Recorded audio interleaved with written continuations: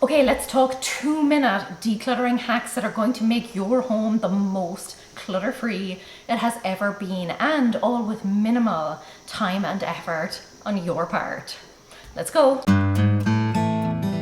Hi guys, it's Laura and I help you live a simpler, happier, more spacious life. Let's just dive right into it. My first tip for you is to keep a list of quick wins, small areas that you can tackle as soon as you have a minute or two. Let's face it, we all have those moments crop up in our day where we realize that we have a spare minute or two, but we waste that time trying to figure out how we should fill it, what we should do. Or we take on a huge decluttering task, one that is too big, and then we end up having to abandon it because a few minutes later something else crops up. By having a list, you can ensure that as soon as an opportunity presents itself, you can immediately jump in, tackle a decluttering task, and get it done in the small amount of time you have. Obviously, make sure that it is a really small category, so something like one drawer or your socks, your underwear, something like that. Just keep that list so when the moment presents itself, you are ready to take full advantage. Something that follows on from that then, something that kind of creates all of those opportunities, is to look for natural timers, natural breaks in your day. For example, ad breaks in your TV show, on hold, with the bank, waiting for the kettle to boil, waiting for the microwave to ding, even waiting in line at a store. That's a great time to, unsubscribe from emails you no longer want or delete some apps from your phone. There are so many of those opportunities in our lives on a very regular, if not daily basis. Not only will it help you to kind of keep on top of decluttering and make sure that you're doing it on a consistent basis, but using those natural timers, those natural breaks, gives you that race against the clock mentality, which means that you are going to whiz through an area as quickly as you can. That's how you're going to get results in the fastest time possible. You don't even have to think about it. As soon as an ad break comes on, you grab your phone and delete some apps, or you go through a box of stuff, a small box of things that you have ready beside you waiting to go, or you shred some papers until the show comes back on. So use those opportunities as soon as they present themselves and then race through it, and before you know it, your decluttering will be done without you really having to put that much thought or energy into it. Now, there are two parts to this next one. The first is, as you are putting something away, ask yourself if you really need to put it away, or could you just donate that item? Let me give you some examples. As you are emptying the dishwasher and putting stuff away, ask yourself if you really want to keep that stuff around. As you're putting away laundry, do you really want those clothes? As you're putting away groceries, is this something that you're actually going to eat, or would it be best to donate it to a food pantry? You hear her crunching away in the background there. I have to bribe her with treats. Keep her quiet.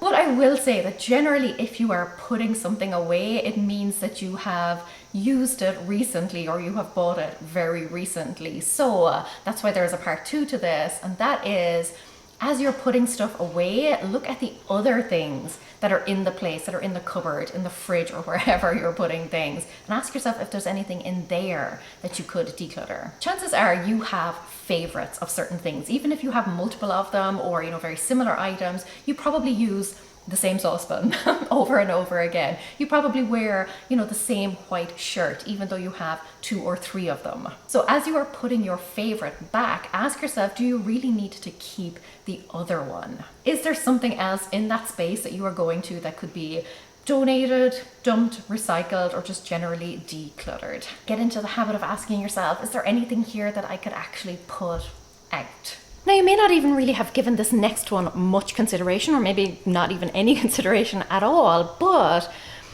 read books, magazines, articles that inspire you to declutter, that inspire you to live a more kind of streamlined, minimalist life. Consume content that aligns with the life that you are trying to live. Watch videos on it. Congratulations, because you've already taken the first step by watching this video. You can take that one off for today, and obviously subscribe to the channel if you haven't already for loads more decluttering inspiration. Or, as you're scrolling through social media, save the posts that really speak to you and encourage you to declutterers that have decluttering tips and then consume that content on a regular basis. The more you surround yourself with that kind of thinking, with that perspective, the more ingrained it's going to be. I know that every time I read a book on minimalism or on decluttering, it always inspires me to go and declutter something. And I'm sure the same is true for you. Maybe you watch, a cleaning video, for example, on YouTube, and then you immediately want to go and clean something.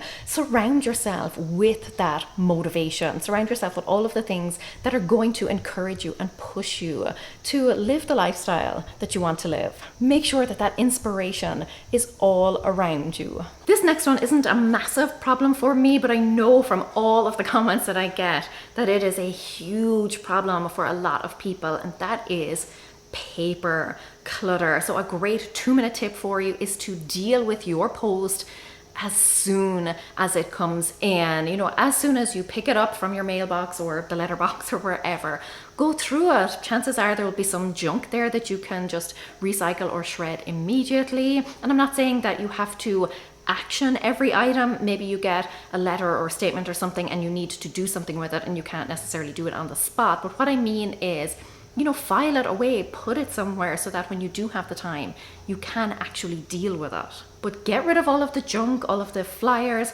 leaflets, etc., and put the rest of the stuff that does need to have some action tied to it, put that in a folder, a box, a basket or something, and then deal with it when the time comes. So I have a drawer where I put all of those papers, and then every Sunday I action them. But as soon as my post comes in, I deal with it on the spot. Another great way, kind of following on from that, is to switch to e-statements, because that is going to stop a huge amount of paper from coming in. Again, get yourself off junk mail lists, whatever you can do to minimize the amount of papers coming in. And that's not just with papers, but that's for really, how dare you interrupt me while I'm trying to record a video. But that's not just for papers, that is for any category. I call it stemming the flow. Whatever you can do to stop future clutter from coming into your home. It's switching to e-statements, it is canceling subscriptions, it is getting off junk mail lists, all of those types of things. It's something that takes such a small amount of time but pays massive dividends, because you are preventing all of that future clutter from coming into your life. Now, this next one seems so simple, but I promise you it is a game changer, and that is to put donation boxes or bins all throughout your home, wherever you think that you will need them. So think about, where does clutter tend to accumulate? Where are the places where you tend to amass a lot of things? For you, it might be your closet. Maybe you want to do a good clear out in there. Have a box or a basket or something at the ready, so as soon as you decide that you are ready to part with something, it has somewhere to go. I have been in that situation before where I think, oh yeah, I probably should get rid of that thing, but there's no kind of convenient box or bag or anything around me. So I just think, oh, well, next time I'm decluttering, I will get to it. No, have that stuff ready to go. Have boxes in closets, in corners, wherever. In much the same way, if you notice, for example, that a certain corner, a certain area of your home always seems to attract a lot of trash and clutter, put a bin there. It only takes 2 minutes, maybe not even, to just go around your home and leave a basket or leave a bin somewhere, so that when you do decide to declutter something, when you do decide that something is kind of surplus to requirements, you immediately have somewhere to put it, to get it out of kind of regular rotation. Again, it seems so simple, but it actually makes a big difference. Wait. Good girl.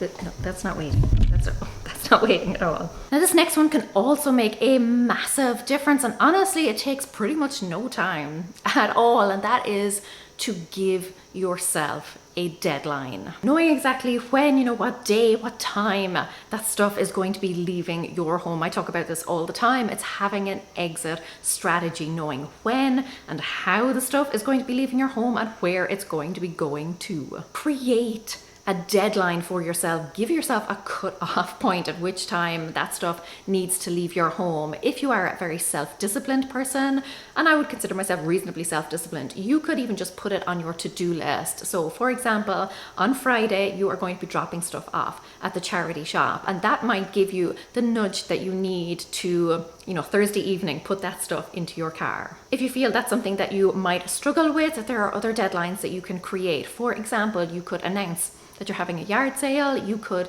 invite guests over to stay in your spare room. That will give you the little push that you need to declutter some stuff from there. Or you could also schedule a pickup, have a local charity or local organization come to your home and collect stuff on a certain day at a certain time. And that is going to pretty much guarantee that you will have something there ready for them. Think about all of the ways that you can essentially force the issue, that you can make sure that you will have something decluttered by a certain time. Something else that is really important, look at her, is to actually get to the root of the problem, because there is no point in decluttering something if you are just going to reclutter that area. If you're not figuring out why clutter ends up there. So let's say, for example, your dining table always ends up covered in stuff. If you're just clearing it off without really questioning why stuff ends up there or how you could stop stuff ending up there, chances are all of that stuff is just going to be waiting for you again the next day. You get into this endless loop of decluttering and then recluttering the space. So take a minute or two to actually think through why the stuff ends up there. Maybe it could be that there's no donation bin or box or something nearby. And then put some sort of system in place, like putting a bin there. But if you find that post always ends up on your counter, maybe it's because there's nowhere else for it to go. You haven't designated a drawer or a basket or something for it. If you find that clothes always end up on the floor, maybe it's because you need a laundry hamper there, or you need to just kind of dedicate 1 or 2 minutes in the evening to hanging that stuff back up. Just taking that time can really make the difference between something that ends up constantly cluttered and you actually discovering that problem and fixing it once and for all. Now, with all that said, obviously the best way to have a clutter-free home is to actually stop clutter coming in the first place. Now, we've already talked about kind of stemming the flow, but I want to expand on that a little bit and talk about when you are out shopping for things. I am a terror for impulse purchasing things, particularly clothes. I'm out and I see something, I'm like, yes, I will take that home with me. So here is something that has worked wonders for me. Now, obviously, if you can avoid the shops, do that. That is what I try and do the most. But let's be realistic. You will be out shopping at some point. When you go around and you fill your basket or you fill your trolley or whatever with stuff, before you get to the checkout, go through everything and see how much stuff you can put back. Challenge yourself to put back as much as you can. It sounds silly, but it actually works. I can't tell you the amount of purchases that I have not made, have intended to make, but have not made because I just took a minute before I checked out. Is that frightening the heart out of me? You want to go out? She has a little doorbell that tells us when she needs to go out. 1 second. She'll be barking to get back in any second now. But yes, it's amazing how much stuff you can actually put back. And, if you really want to be kind of hardcore about it, you could give yourself a particular percentage or something, like half of this stuff has to be put back. But I find generally just by going through, you will put back at least one item, and it may only be one, but that is one thing that is not going to be cluttering up your home. Now, you don't have to do it with every single thing. You don't have to do it every time you're out grocery shopping or something, but if you are out shopping for clothes or homewares or things like that, items where you would tend to maybe purchase more than you intended when you're at a store where you don't have a very specific shopping list with you, you're just kind of browsing, use it in those situations. I guarantee just taking that moment or two to go back through your stuff is going to stop so much clutter from coming into your home. You're going to save yourself a lot of money too. So next time you're out and about, take on the how much can I put back challenge. Now, if you were looking for very specific things that you can declutter, if you want someone to just say, hey, go find this thing and get it out of your home, then I have a monthly series where each month I give you 10 things to declutter from your home. Very specific items, just takes all the guesswork out of it for you. I'm going to link that playlist for you, but obviously make sure that you are subscribed so you don't miss future videos in the series. And until next time, go raibh míle maith agaibh. Agus feici mé sibh se glua. Slán. You ready to come back in?